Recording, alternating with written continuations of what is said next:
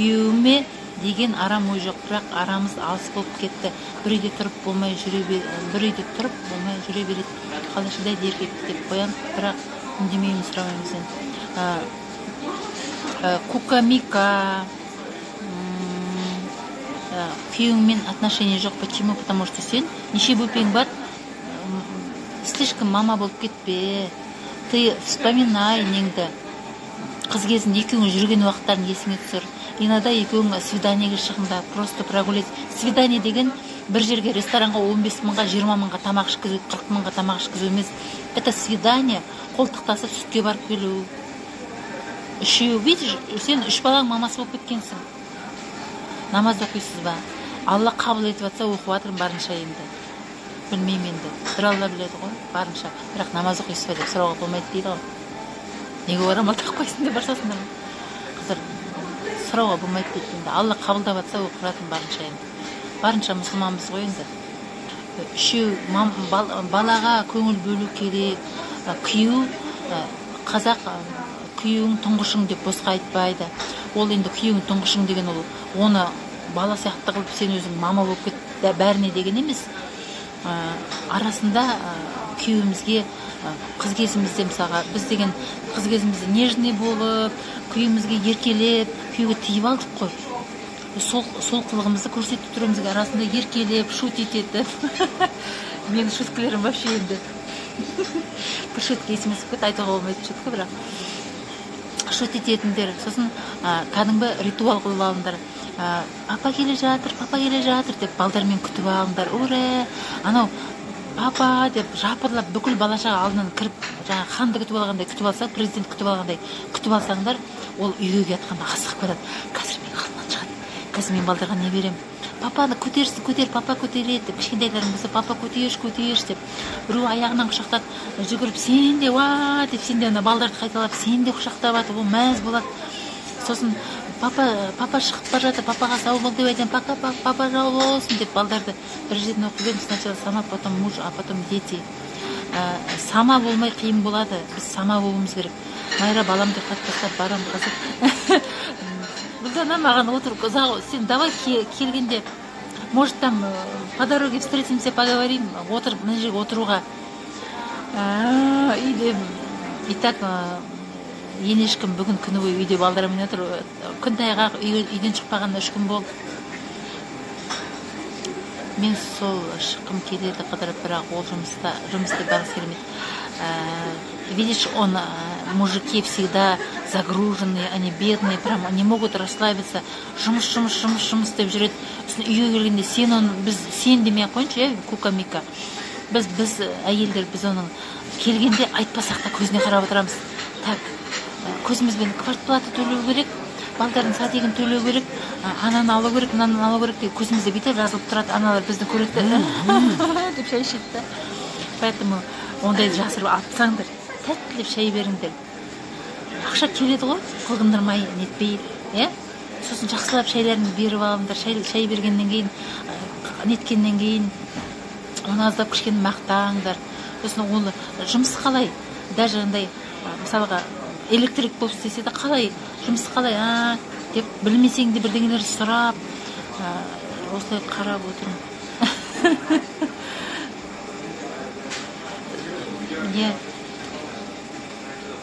Кім, Гүлдана, сен де ұлыңды қатты еркелетіп сағансың, Біздің ол сияқты, ладно, еркелей берсін, нече.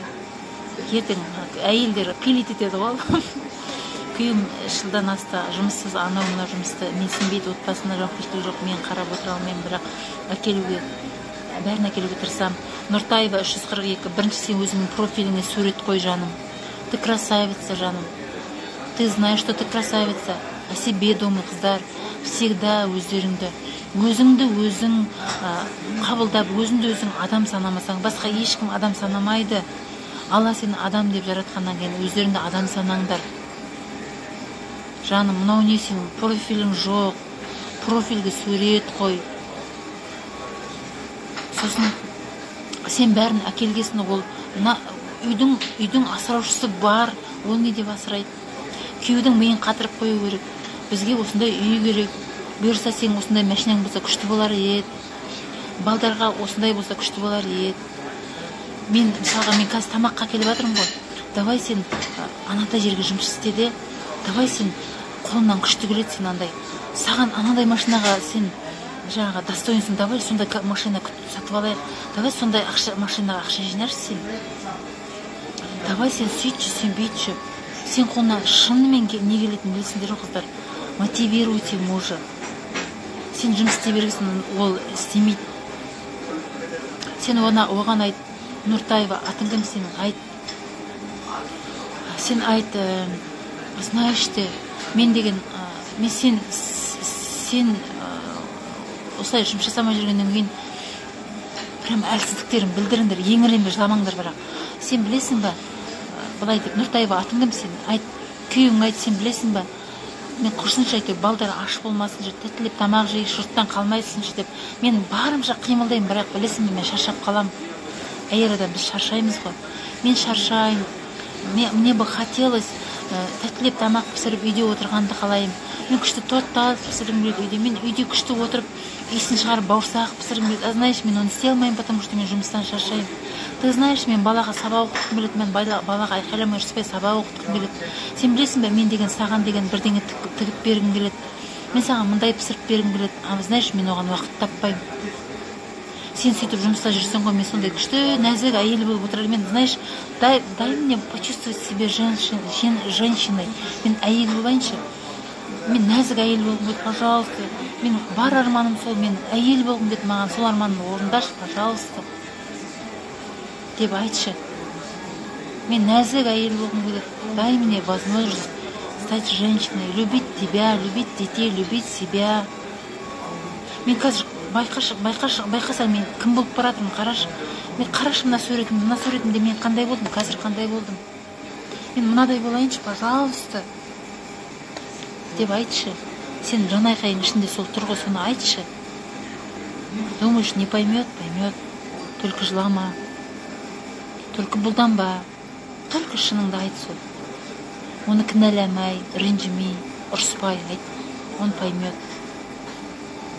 Аллаға айт сосын. Аллах тағалам, мен осылай, мен қателік жіберіп жатырмын, мен еркек болып бара жатырмын. Аллах тағалам, күйеуімнің жүрегіне бір капля иман қойш, одна пол капельки жігер қойш, 0,01 капельки қамқор қылшы, Алла тағалам деп. Аллаға айтшы. И он изменится. Мы думаем, мы сами изменим их. Біз қылғындырамыз, оған айтамыз, сен сөйтпейші дейміз. А олар кері қырсығат, әне же мужики қырсығат. Ты что меня учишь? Ты кто такая? Ты что, мне мама, что ли? Я тебе не мальчик маленький, деп айтады. Прости де, прости. Мен сөйтіп айтып қойғанмын. Кешірші, мен просто барым сол. Мен сондай ақмақ әйелмін, мен саған сөйтіп айтып қойып жатырмын. Кешірші, просто, знаешь, я так думаю. Но я тебе верю. Қыздар, честно скажите күйеулеріңе. Не надо іштерің тықпаңдар чувстволарыңды. Бәрібір осындай әдем сезімдерін шығармағаннан кейін плохой энергия көзден шығады. Олар көзінен әдем энергия шығатын. Осындай сезімін білдіретін әйел тауып болады.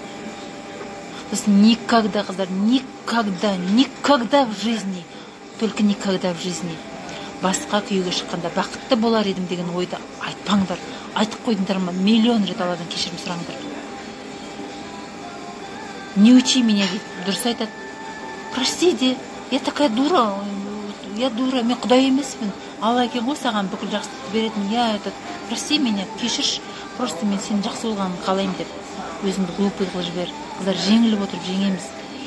Жұмыстан бәріміз күтіп аламыз, келгенде кеткенде бетіне сүйіп қарсы алып аламыз, тамақ кейде жемейді тоқтым деп телефон отырады, ұйықтағанда сөйлесек деп отырсам мен. Ага, Кука Мика, ты знаешь, чем занимаешься? Ты хочешь от него энергию сосать. Ты взамен хочешь, чтобы сөйлесші менімен деп. Біз бар ғой бетеміз ғой, білесің ба? Мама, нан беш, мама, сүт беш, мама. Тұтты мына бала, не қақсай бересің? Енді мұнан шешме, енді тұр ғой, іштің ғой жаңа. Бірдеңе деп жынан келіп ұрсады да, мысалы, ұрсаңдар мен, я просто пример кетіріп атым. С любовью айтыңдар. Ал өзімен өзі ойнап отқанға, құдай-ай жаным, алтыным, күнім. Анау мынау деп ана балаға нетеміз. Жөнінде ойнап отса, алтыным, деп сүйіп кетеміз, деп мыршып кетеміз жөнімен ойнап отқан баланы. Вот жөнімен ойнап отқан балаға айналыңдар. Күйеуімізден энергия сұрамаймыз, энергияны Алла береді. Телефонда отырады, нормально, бәрі сондай. Жолдасым инвалидіміз бар, үйде менен бір шетінен шыққысы жоқ, кезін даже заряд жасап келеді. Көп жұмысы шіркіндеп қойды, кәдімгі ренжитін. Көбірек жұмысқа кірісемін, содан да көбірек жұмысқа кірісіп. Альт Лаурия, күйіңі жігерлендір, қыздар, мы не боги, біз пендеміз, мы их не изменим. Біз ренжігенде оларды қарғап жатырмыз қазір. Кто обижается, сол қарғап жатырмыз, поэтому Аллаға тапсырыңдар. Прямо Аллаға тапсырыңдар. Прямо Аллаға айтыңдар. Таң намазының уақытында тұрғындарда айтыңдар. Алла тағалам, менің күйім сондай болып жатыр. Мен күйім сөйтіп жатыр. Но үйтіп айтар бұрын Аллаға жақсылап сыйыныңдар, Құран оқыңдар, кешірім сұраңдар. Сосын прямо айтыңдар. Алла тағалам, менің күйім сондай болып жатыр. Аллах тағалам. 2 капля, мынадай бір капля. Мына бір чашка қой, бір чашка.